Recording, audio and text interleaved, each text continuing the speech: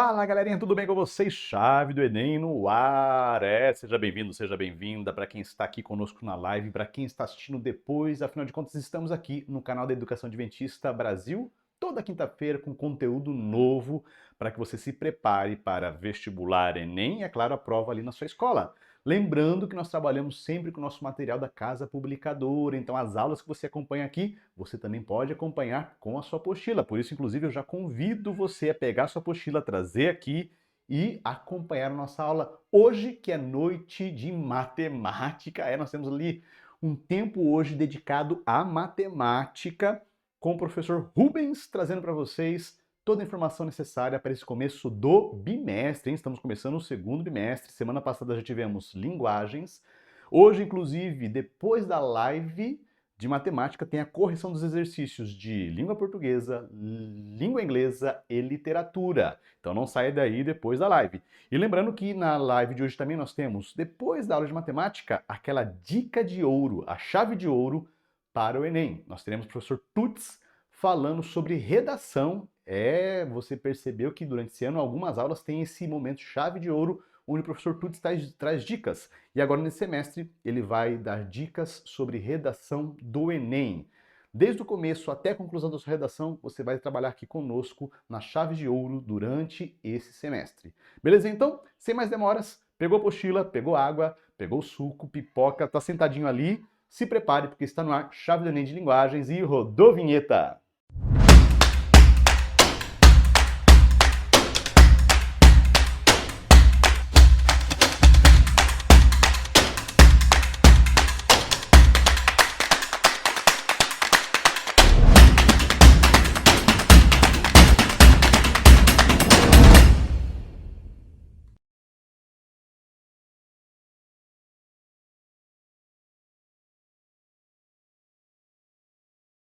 Olá, meu aluno, tudo bem com você?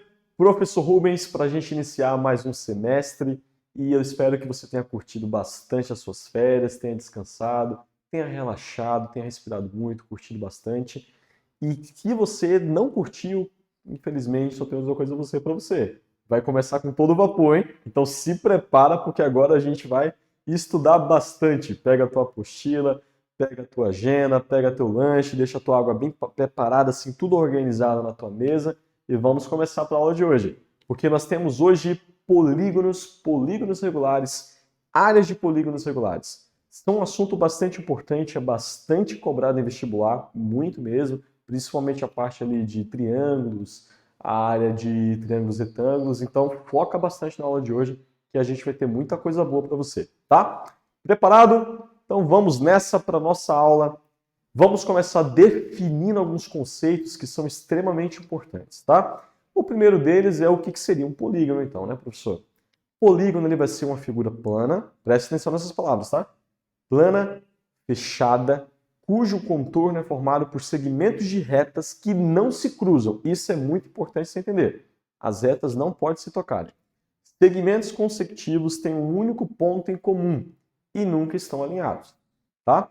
Pela definição, a gente conclui que a figura azul não pode ser um polígono. Observe comigo.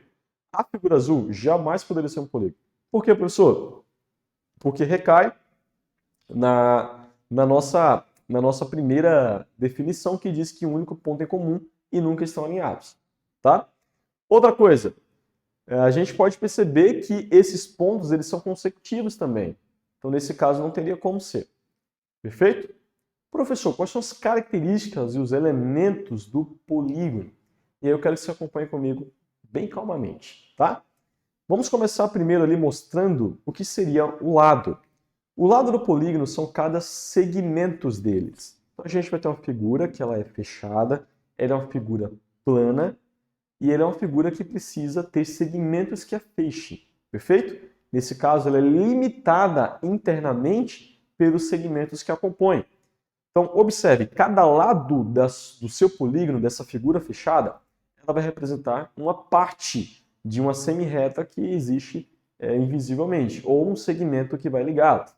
Nesse caso, a gente vai ter ali os lados AB, o lado AD, o lado AC e o lado BC.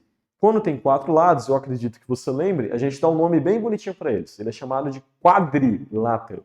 Quando é 3, professor? Pode ser triângulo. Quando é 5, penta. E aí a gente vai dando os nomes de acordo com a quantidade de lados, tá? Outro elemento bastante importante é o que a gente chama de vértice, que seria, assim, a grosso modo, seriam os nós que a figura, que o polígono dá em relação à sua construção. Então, cada ponto de encontro de dois segmentos é dado o nome de vértice, que seria o ponto de intersecção de dois lados consecutivos. Exemplo, o ponto A, o ponto D, o ponto C e o ponto B na figura ali do quadrilátero, eles são chamados de vértices. Os lados, como a gente já comentou, nós temos também as diagonais que cortam, ou no meio, né, transversam os nossos polígonos, e eles são não consecutivos também. Então observe que eu tenho a diagonal AC e eu tenho a diagonal BD. Temos o ângulo interno, que são os ângulos de dentro da sua figura, e lá vai uma dica, se prepara, cada vértice possui um ângulo interno. Beleza? Se ligou nessa dica? Uma dica extremamente importante, parece óbvio, mas o óbvio também precisa ser dito várias vezes. Então, cada vértice possui um ângulo interno. Os ângulos externos, você vai ver que é o suplementar, ok? De cada ângulo interno. Vamos traduzir em português? A gente pode dizer que existem ângulos que são suplementares. A soma dele com o ângulo interno vai dar também 180, tá? Muito bem. Então, vamos agora definir algumas coisas que são importantes. Quando a gente estuda polígonos, estuda figuras planas, sobretudo, a gente precisa trabalhar com a ideia bem clara de fórmulas, tá? Mas muito mais do que entender a fórmula é entender a lógica por trás dela. Então vamos compreender alguns conceitos. Quando a gente quer descobrir a diagonal de um polígono de acordo com o número dos seus lados, a gente sempre vai medir da seguinte forma. Você vai pegar o número de lados, que a gente vai chamar de n, e vai multiplicar por n menos 3. Então é o produto de número de lados vezes o número de lados menos 3, todo esse produto, toda essa multiplicação dividido por 2. Então seria metade disso. Tá legal? Se um polígono, a gente vai trazer um exemplo bem prático para a gente poder ver na prática como é que fica isso. A questão diz assim: se um polígono tivesse 3 lados a mais, ele teria 36 diagonais a mais. Calcule o número de lados desse polígono. Então ele quer determinar qual é o número de lados que existe em um polígono, que se eu tivesse sempre 3 lados a mais, ele teria 36 diagonais a mais. Qual é o número de lados que esse polígono possui? Vamos aplicar a fórmula? A gente vai chamar de n o número de lados e a gente vai aplicar o que a gente já sabe, que é a diagonal primária. A diagonal primária me diz que se eu pegar esse cara, fazendo o produto dela, então n vezes n vai dar n ao quadrado, n vezes menos 3n. Tudo isso dividido por 2. A questão nos disse que o número de lados mais 3 vai ser igual à diagonal. E aí a gente vai ter a diagonal mais 36. Então, igualando essas duas partes, tanto na primeira como na segunda, a gente consegue achar um valor para n, ok? Veja que ele ficou um valor de uma equação do segundo grau, perfeito? Resolvendo ali, né, simplificando os valores, a gente recorta os dois n ao quadrado, ficando apenas 6n igual a 72. Esse 6 que está multiplicando passará dividindo, e a gente vai encontrar o valor de 72 dividido por 6, 12. Então, a figura que ele está trabalhando da questão, ela possui 12 lados. Então, professor, quero descobrir quanto é a diagonal de um lado, de uma figura, ou quero descobrir os lados. Basta partir dessa fórmula. Essa fórmula me fornece tanto o número de lados como o número das diagonais. Basta que a questão me informe uma das nossas características que a gente quer trabalhar. Uma coisa bastante importante quando a gente trabalha com polígonos é a soma dos ângulos internos. E essa questão, essa fórmula é bastante importante porque ela é muito utilizada para resolver problemas, e principalmente problemas maiores, quando a gente trabalha com questões mais complexas. Se você sabe o conceito dessa fórmula, você consegue resolver bastante questão. Então, qual é a soma, professor, dos ângulos internos de qualquer polígono? Basta você pegar o número de lados, subtrair por 2 e multiplicar por 180. Essa soma sempre vai te oferecer uma quantidade uma quantidade da soma dos ângulos internos, tá? Vamos fazer um teste? Vamos pegar um triângulo. Todo mundo sabe, desde o ensino fundamental, e se você não sabe, é hora de você não esquecer nunca mais, ok? Que a soma dos ângulos internos de um triângulo é exatamente 180. Parabéns você que lembrou, ok? 180. Então vamos aplicar dentro dessa forma. N pra gente vai ser o número de lados. Então se é um triângulo, obviamente tem 3. 3 menos 2 vai ficar 1. 1 vezes 180, 180. Olha só, funcionou para um triângulo. Outra que todo mundo conhece, que eu tenho certeza que você sabe. Qual é a soma dos ângulos internos de um quadrilátero? Diz aí para mim, digita para mim aí. Exatamente, 360. Vamos ver se funciona? 4 lados, então vai ficar 4 menos 2, 2. 180 vezes 2, 360. Professor, ele funciona para qualquer polígono? Qualquer polígono, filhão. Anota essa questão, filhona, anota essa fórmula para nunca mais errar. Fechou? Vamos para uma questão bem legal? A questão diz assim, ó. Qual é o polígono cuja soma dos ângulos internos é 1080? Presta atenção.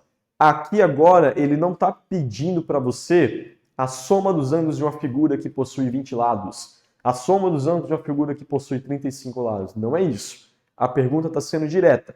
Qual é o ângulo, qual é o polígono? Ele quer saber qual é o nome da figura que tem isso aqui. Então veja, são questões que a gente pode fazer umas intercalações entre a fórmula, começar a fazer um joguinho entre fórmulas e aí cair em umas equações interessantes. Olha o que a gente pode brincar. Você pode pegar, no lugar da soma SI, né, que a gente chamou ali, você pode escrever o ângulo que ele mostrou pra gente, que é 1080. E aí você vai fazer 1080 igual n menos 2 vezes 180. Vai passar o 180 que está multiplicando, dividindo, e vai achar 6. O menos 2 da fórmula vai passar somando e a gente vai ter n igual a 8. Ou seja, é um octágono, né? É uma figura de 8 lados. Muito bem, meu povo. Tranquilo? Entenderam? Vamos dar aquela bela e velha pausa para a água. Então pega aí tua garrafinha, a minha é bem pequenininha, né, por sinal, e dá aquela hidratada legal para a gente poder relaxar, dar uma descansada, dar uma respirada bacana.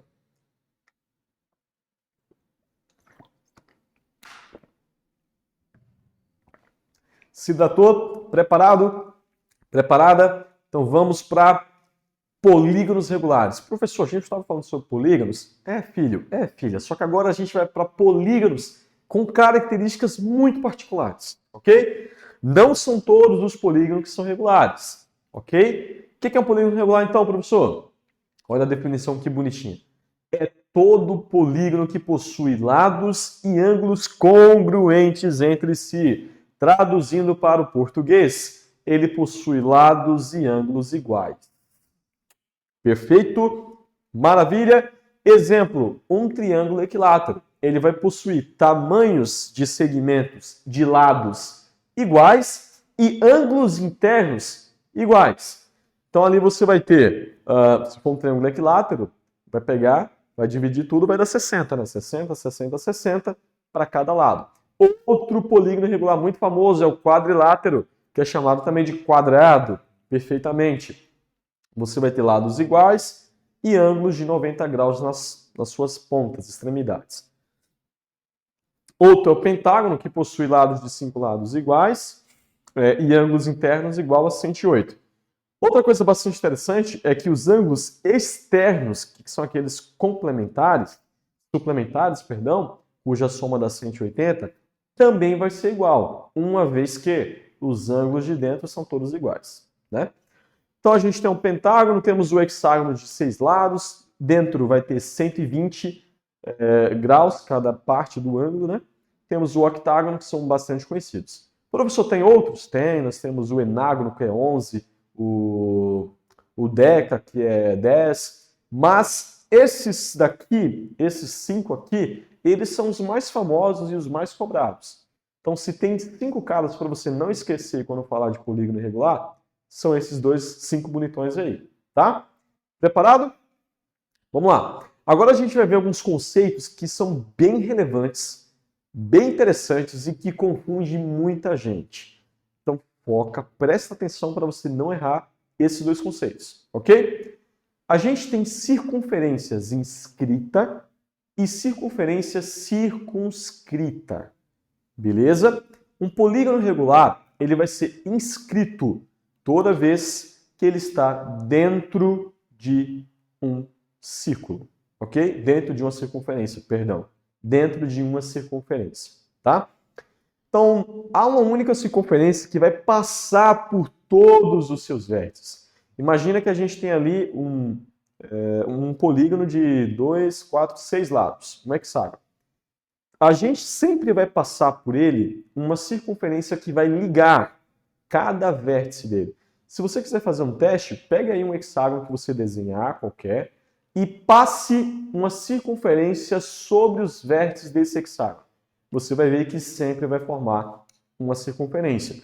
Por que isso, professor? Porque todo polígono regular, quanto mais você abre os ângulos dos seus vértices, mais próximo de um círculo ele é.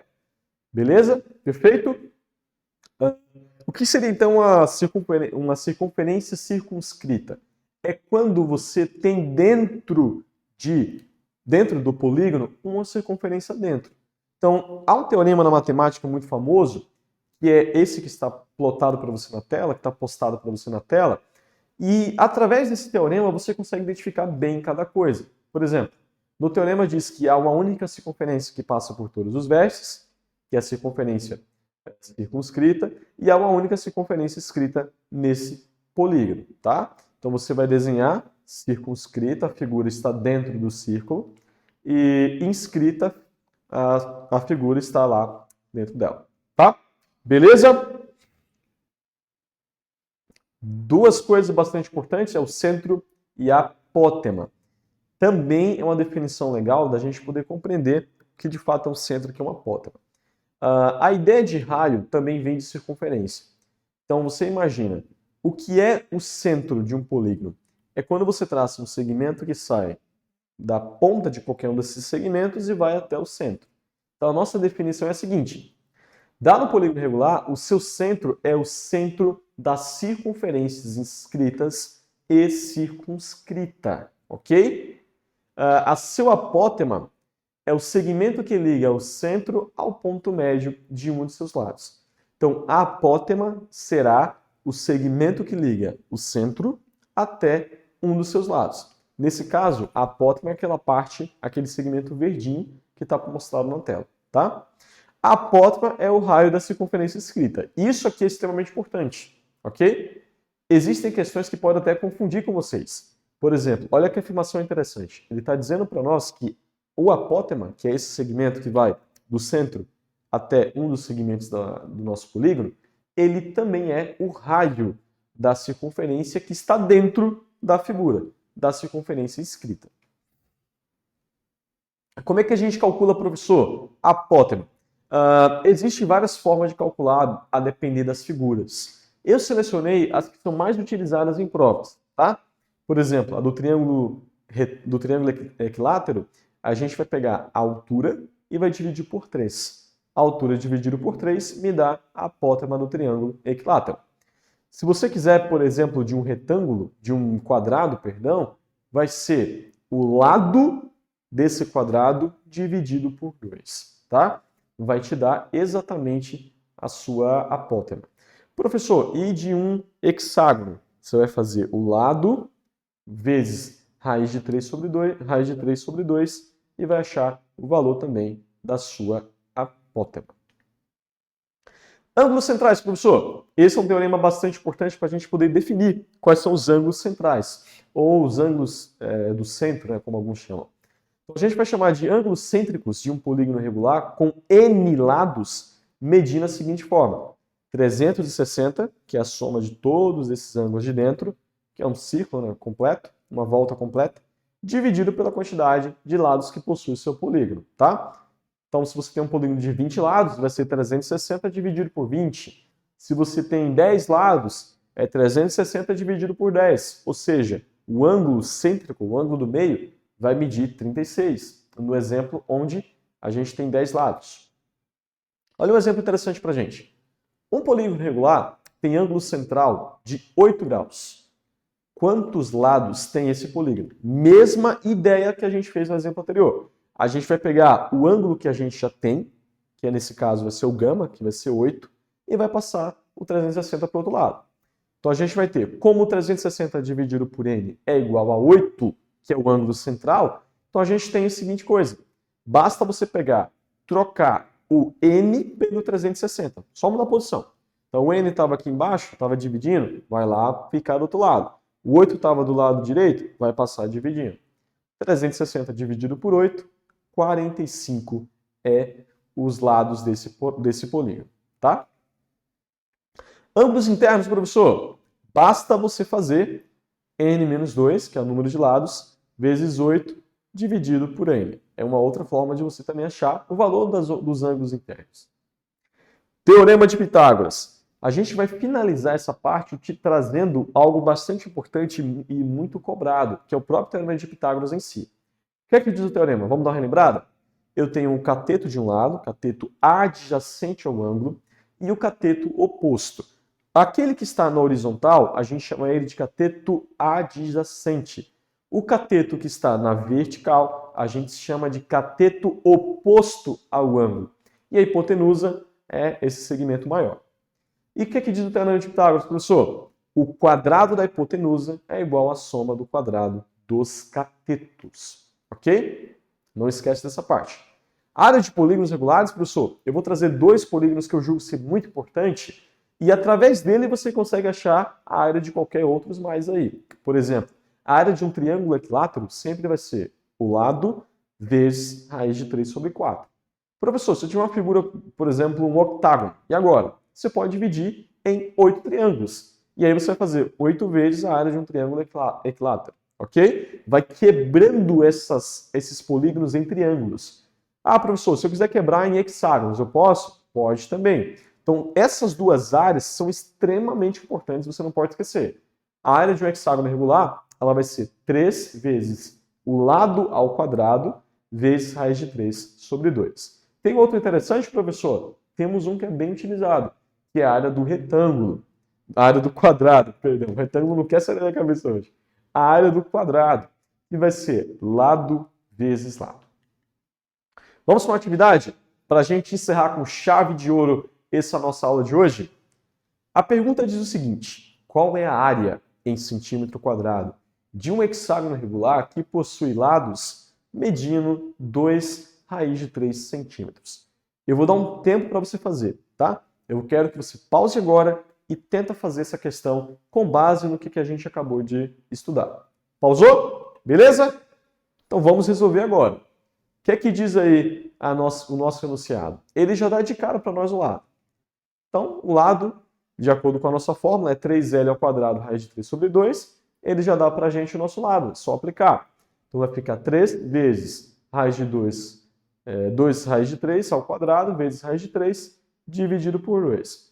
Fazendo ali os nossos cálculos, a gente chega em 36 raiz de 3 sobre 2, dividindo 36 por 2, fica com 18 raiz de 3. Alternativa a letra D. Querido aluno, muito obrigado pela sua atenção, que Deus te abençoe. Lembre-se, essa aula está gravada, está aqui no YouTube, então você pode pausar, você pode voltar quantas vezes você quiser, pode colocar numa velocidade menor. Sinta-se à vontade para estudar. Se prepara que nós voltamos na próxima semana com a resolução das questões. É isso e tchau!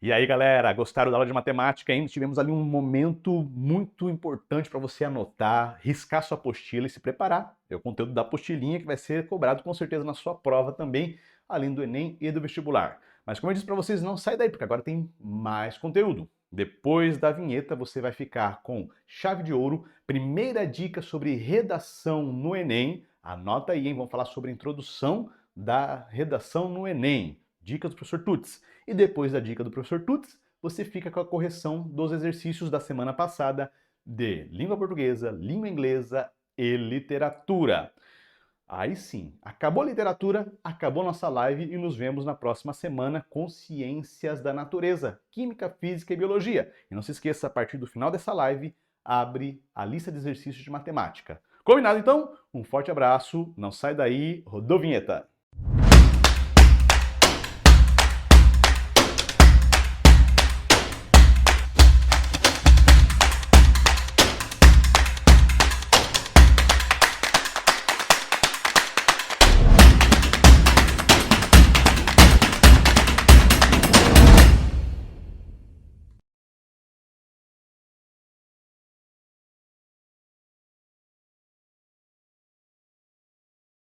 Fala aí, galerinha, tudo bem com você? Mais uma vez aí o Tuts na área para a gente trabalhar um pouquinho sobre redação, beleza? Então vamos aqui com uma dica chave de ouro de hoje.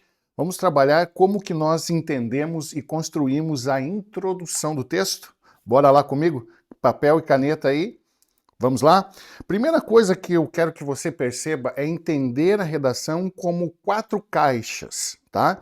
Então hoje nós vamos trabalhar com uma caixa que se chama introdução, beleza?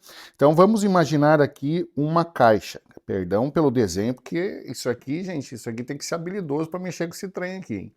Então olha lá, eu tenho uma caixa. Só que eu estou falando de uma caixa chamada introdução. Nós vamos escrever na introdução. Pensa que esse bloco aqui é a introdução, correto? Nós vamos escrever na introdução 3 blocos, então 3 caixas. Eu já te explico, só faz essas 3 caixas aí comigo, ok? Então aqui eu tenho 3 caixas. Então isso aqui nós chamamos de introdução, ok? Fechou isso comigo? Porque essas 3 caixas, cada uma dessas caixas aqui entenda como um período, tá? Então nós vamos escrever 3 períodos no mínimo na introdução, fechou? O que eu escrevo no primeiro período, Tuts? Nesse primeiro período, você vai colocar a sua contextualização, o seu contexto, fechou? Ok? Então, um período. Nossa, professor, lembra, gente, o que é um período? Cara, toda vez que tu colocar um ponto, é um período, fechou? Então, parágrafo, ponto, um período. A partir desse ponto até o outro ponto, outro período, beleza? Não é parágrafo, beleza? Fechou? O que eu coloco no segundo período, Tuts? Nesse segundo período, você vai relacionar. Relacionar o quê? Contexto e tema, ok? Então, nesse segundo bloco, tem que aparecer o tema da redação, ok? Principalmente as palavras-chave do texto, ok? Isso você já aprendeu, palavra-chave. Ah, eu não lembro qual que é a palavra. Ou você grava a palavra mais importante do tema ou os substantivos. Fechou-se? Então vamos lá. O que eu coloco no terceiro bloco? No terceiro bloco aqui você vai colocar a tese mais argumento 1 mais argumento 2. Fechou? Ok. Como que a gente liga tudo isso agora? Cara, isso aqui é importantíssimo, tá? Lembra quando a gente tratou lá nas dicas da competência 4? Você percebe que essas caixas dentro desse bloco chamado introdução, ó, perceba que essas caixas estão todas desligadas uma da outra. Eu vou costurar essas caixas com conectivos. Então, nesse conectivo aqui, ó, ligando, terminando o ponto aqui para iniciar esse outro, você vai colocar assim, ó, nesse contexto, ok? Nesse contexto, vírgula. Escreveu, fez a contextualização, ligou tema e o contexto seu. O que você vem aqui, pontuou, você vai colocar assim, ok? Aí você já considerou, então, toda a amarração do texto. E agora, Tuts, explica para nós aí o que é essa tese, argumento 1, argumento 2. Vamos lá. Então, pensa comigo assim, ó. Toda vez que você precisar pedir alguma coisa, dentro do ambiente Enem, você precisa ter duas sustentações. É como se fosse assim, ó. Imagina um triângulo, ok? Um triângulo tem essa base e tem a ponta, correto? A ponta é a tese. Então, a tese, eu digo assim, ó, eu não gostei da aula do Tuts. Isso é uma tese, ok? Quando você diz assim, eu não gostei da aula do Tuts, você não pode chegar, não gostei, e alguém pergunta para você, por que você não gostou? Ah, porque eu não gostei. Isso não é argumento. Argumento é, eu não gostei da aula do Tuts porque ele não domina o conteúdo e isso me prejudica para o Enem. Você percebeu que você deu uma tese, sustentou essa tese com argumento 1 e argumento 2? Então, aqui é o que nós chamamos da base 1, aqui a base 2. Aqui você sempre vai priorizar colocar uma causa e aqui você vai colocar uma consequência. Perdão da letra aí, hein? Consequência. Como assim, ó? A causa da tese, o porquê isso está acontecendo e o que vai percorrer, o que vai acontecer se persistir isso. Vamos lá, imagina que o tema da redação fosse cancelamento nas redes sociais. E aí a sua tese seja que o cancelamento nas redes sociais é um prejuízo à liberdade de expressão, ok? Por que é um prejuízo à liberdade de expressão? Vamos para o argumento 1, porque ele não leva em consideração a lei constitucional, ok? A causa. E não levar em consideração a lei constitucional, o que isso causa? Qual é o problema disso? O que leva a isso? Leva as pessoas não terem mais o quê? Empatia, as pessoas se odiarem, entendeu? Você liga a sua tese, argumento 1, argumento 2. Fechou? Então vamos fazer um apanhado geral dessa dica de hoje, chave de ouro de hoje. Vamos lá? 3 bloquinhos na introdução. No primeiro você vai ligar ali com nesse contexto, ok. Agora você liga esse contexto que você colocou lá e você liga com o tema, coloca a sua tese no terceiro bloco, argumento 1, argumento 2 e fechou. E na próxima aula eu te conto o que você faz com argumento 1, argumento 2. Valeu? É o Tuts contigo aí, vamos lá, Enem é 1000. Valeu?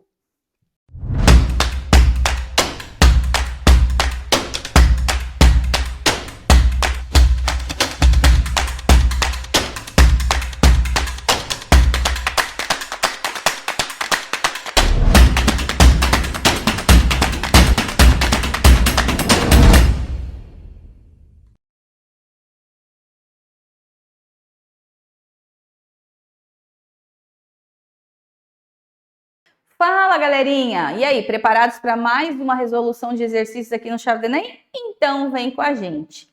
A nossa primeira questão tinha esse texto, que nós não vamos ler agora, mas que vai tratar da seguinte pergunta, ó. Na frase, Lemon faz um funcionário de uma companhia de seguros e McLean uma ascensorista. As vírgulas foram usadas para quê? E aí, tem 2 vírgulas aí. Quais são as funções dessas vírgulas? O que você marcou? Alternativa A, separar orações assindéticas e isolar o aposto. B, separar oração coordenada aditiva com sujeito diferente e marcar a omissão de um termo. C, indicar a omissão de um termo em ambos os casos. D, indicar a inversão de termos da oração em ambos os casos. Ou E, separar o sujeito do predicado e termos que exercem a mesma função sintática. E aí, o que você respondeu? Não é tão difícil assim, né? Tinha uma questãozinha ali que talvez pudesse fazer com que você se confundisse. Mas a alternativa certa é a B. Vamos lá entender. Separar oração coordenada aditiva. Olha lá, ó. Lemon faz um funcionário de uma companhia de seguros. E, olha ali o E. McLean, uma ascensorista. Ali a gente tem uma segunda oração. E eu tenho o E, que é uma conjunção aditiva. Então, ok para essa primeira parte. Agora, por que marcar a omissão de um termo, a segunda vírgula? Porque está sendo omitido ali o verbo fazer, justamente para não ser repetido. Porque se fosse repetir, ficaria assim, ó. Lemon faz um funcionário de uma companhia de seguros e McLean faz uma ascensorista. Certo? Então, para não haver essa repetição, esse verbo foi omitido e essa vírgula está no lugar deste verbo. Isso pode acontecer, você sabia? Então, por isso que a resposta certa é a B, tá? Nós não temos um aposto, McLean aí não é um aposto, né? E nem duas omissões, na verdade é só a omissão de um verbo na segunda oração, então não poderia ser a letra C, muito menos inversão dos termos da oração. O que seria isso? Você não começar pelo sujeito, começar pelo verbo, depois aparecer o sujeito. Não é o que acontece, a gente tem a frase começando pelo sujeito, né? Então também não pode ser. E muito menos separar o sujeito do predicado, porque, ó, Lemon faz um funcionário, tem sujeito, tem predicado, ele não tem vírgula nenhuma, né? Isso teria que acontecer nas duas situações para estar certo, isso daí também, e também não é o que ocorre. Questão 2. A respeito do texto, assinale o que for correto. E aí a gente tem todas essas proposições, era uma questão somatória. E aí, o que você respondeu? Todas estão corretas? Porque numa somatória isso pode acontecer, né? Ou 1 e 2 estaria correto? Qual seria a somatória correta? Então vamos à resposta? A somatória correta seria 15, ou seja, todas as proposições estão corretas, tá? Então vamos dar uma olhadinha, ó. Justaposição dos períodos utilizando apenas pontuação é uma forma de coordenação de orações denominada de assindética, tá? É isso mesmo. Orações coordenadas assindéticas são aquelas que a gente não faz uso de conjunções e só da vírgula. O verbo superpõe em se confundem e se superpõem deve ser obrigatoriamente grafado com a letra M no final, pois concorda com o sujeito composto, que seria imagens do passado e do presente. Corretíssimo. Imagens do passado e do presente se superpõem. Então, essa seria a concordância. Na frase, a memória de Alaide em franca desagregação, houve a elipse da forma verbal está. É como se eu dissesse, a memória de Alaide está em franca desagregação. Também está correto.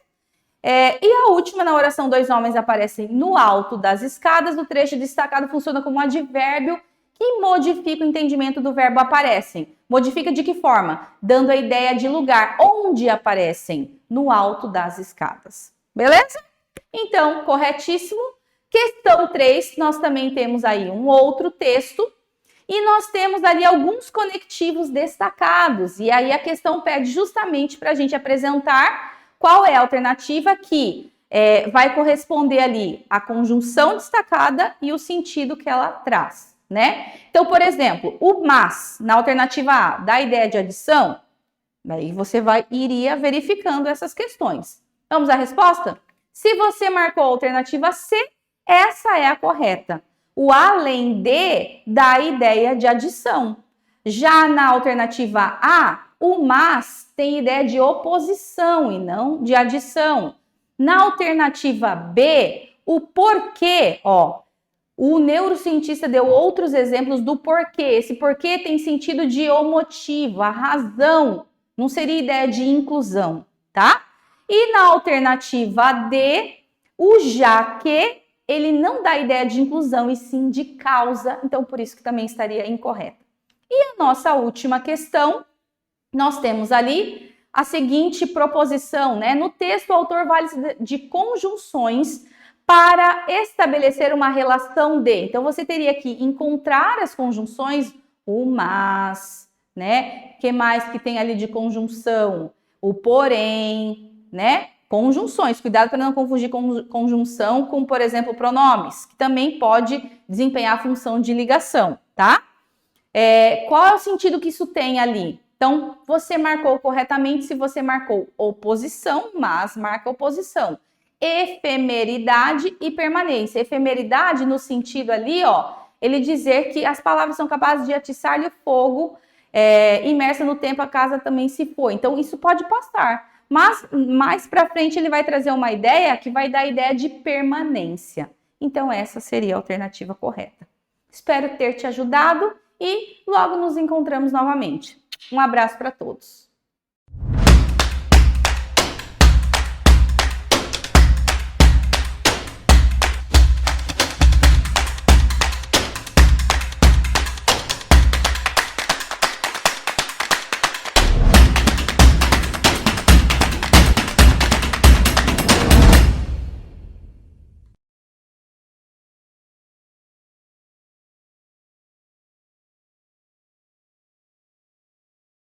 Hello guys, I'm back! E aí, Bora para as resoluções das nossas atividades, dos nossos exercícios. Pessoal, sabemos que no Enem não existe pergunta gramatical diretamente. Portanto, os textos que a teacher trouxe para você contêm a gramática estudada. Mas o que vale muito aqui foi a interpretação e os diferentes gêneros textuais. Então, a primeira pergunta, nós temos ali logo na segunda, terceira linha, vamos lá, ó. Segunda linha, from rags to riches on the strength of his lively intelligence, the film's universal appeal presents the real India to millions of moviegoers for the first time. The real India supercharged with a plot as reliable and eternal as the hills. Temos ali um comparativo de igualdade, as reliable as. Ok? Então, praticamos a nossa gramática e vamos à resposta. E aí? A história retrata uma Índia real, por quê? Aonde está a resposta? Se você colocou a letra B, você acertou, porque ela revela a tradicional separação de classes sociais em um cenário inovador. E tá ali a teacher deu um highlight para você saber onde estava essa resposta. Combinado?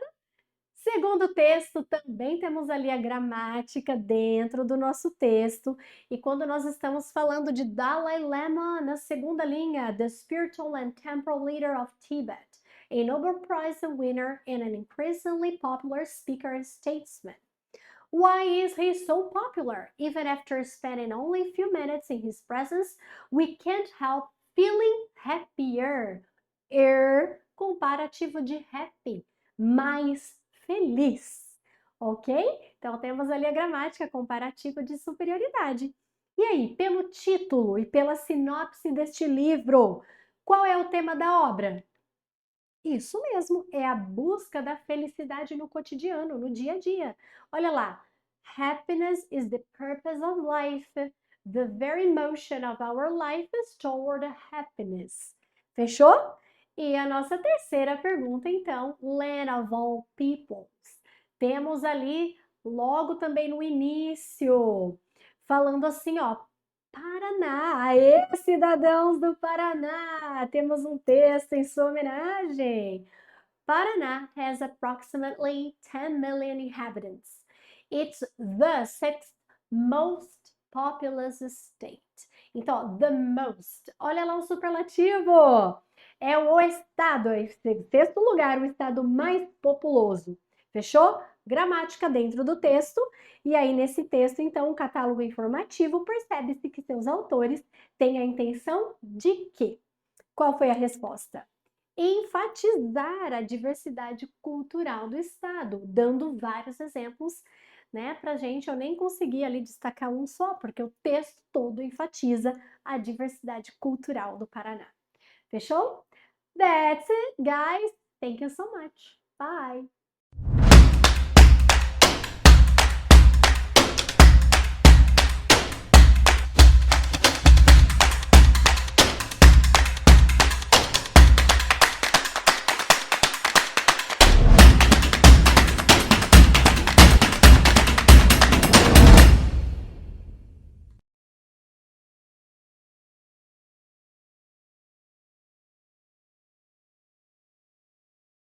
Olá, querido! E aí? Preparado para a gente ver a resolução dos exercícios aí do simulado do Chave do Enem? Vamos ver como que você saiu? Vem comigo. Produção, passa para mim o slide? Ah, beleza, obrigada, produção. Então, olha lá, primeira questão do Enem, a escravidão, tá? É um texto escrito pelo Olavo Bilac. O Olavo Bilac era a gente está falando aí, né, de um cara que ele tinha essa participação, tá, nas questões sociais ali da época, e ele era um defensor, né, da abolição da escravatura, tá? Então, Olavo Bilac escreveu esse texto que foi publicado em 1902 e enfatiza as mazelas da escravidão no Brasil Então, você vai ali para o início do texto, diz assim, ó, esses meninos que aí andam jogando peteca não viram nunca um escravo. Quando crescerem, saberão que já houve no Brasil uma raça triste, voltada à escravidão e ao desespero. e verão nos museus a coleção hedionda dos troncos, dos viramundos e dos bacalhaus, e terão notícias dos trágicos horrores de uma época maldita.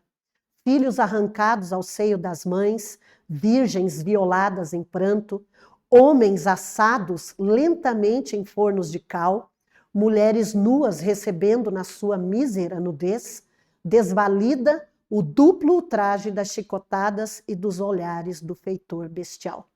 Então, nós vemos nessa primeira parte do texto a resposta para a questão, que é antecipar o futuro apagamento das marcas da escravidão no contexto social. Por isso, a resposta é a letra C. Questão fácil, espero que você tenha acertado, beleza?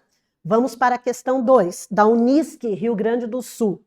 Leia atentamente o trecho do poema Antífona, de Cruz e Souza. Então, vamos ao enunciado da questão. A partir da interpretação dos versos apresentados, assinale a alternativa incorreta. Hoje, queridos, não é muito comum nós vermos, né, dentro dos vestibulares a questão de assinalar a questão incorreta. Hoje busca-se mais a correta. Mas, né, temos aí dentro desse vestibular, trazendo aí para nós assinalarmos a questão incorreta. Então diz assim: ó formas alvas, brancas, formas claras, de luares, de neves, de neblinas, ó formas vagas, fluídas, cristalinas, incensos dos turíbulos das aras, formas do amor, constelarmente puras, de virgens e de santas vaporosas, brilhos errantes, mádidas frescuras e dolências de lírios e de rosas, indefiníveis músicas supremas, harmonias da cor e do perfume, horas do ocaso, trêmulas, extremas, requiem do sol que a dor da luz resume. Então, a partir da interpretação desse poema, a gente vê o que está na afirmativa, né, que está dizendo aqui o que está errado. Então, vamos ver qual é a afirmativa. Tan, tan, tan, tan. É a letra C. Esta está incorreta. Por quê? Nota-se no poema a presença de versos brancos, um recurso bastante utilizado por Cruz e Souza. Não. Nós não temos versos brancos no poema, pelo contrário, nós temos rimas, né? Versos brancos são aqueles que não têm rimas. Então eu tenho claras com aras, eu tenho neblinas com cristalinas, puras com frescuras, vaporosas com rosas, supremas com extremas, perfume com resume. Então a resposta C está realmente errada. E a última questão, uma questão do Enem, do Alfonso de Guimarães, tá? Que diz assim: descrevendo seu gato, o narrador remete ao contexto e a protagonistas da Inconfidência para criar um efeito desconcertante centrado no. Lembre-se que nós estamos falando de autores que fizeram parte da Inconfidência, certo, gente? Então, né, esses autores, dentre eles, o Alfonso de Guimarães. Então diz assim, ó, era um gato preto, como convinha a um cultor das boas letras, que já lera Poe, que é o Edgar Allan Poe, que ele tem um conto escrito Gato Preto, traduzido por Baudelaire, que é outro autor literário. Preto e gordo, e lerdo, tão gordo e lerdo, que a certa altura observei que ia perdendo inteiramente as qualidades características da raça, que são, em suma, o ódio de morte aos ratos. Então, se você continuar lendo o texto, você vai chegar à resposta que o enunciado está querendo, que é a letra E. Então, nós temos ali um contraste entre austeridade pomposa e imagem repugnante. Então, é um texto que realmente faz uma crítica, tá? Sociopolítica aí, porque nós estamos falando, né, da Inconfidência Mineira, que é quando os mineiros, ali em Minas Gerais, tenta se libertar do domínio dos portugueses, beleza? E é isso, espero que você tenha se saído bem e a gente se encontra em algum outro momento. Beijos e até mais. Tchau, gente!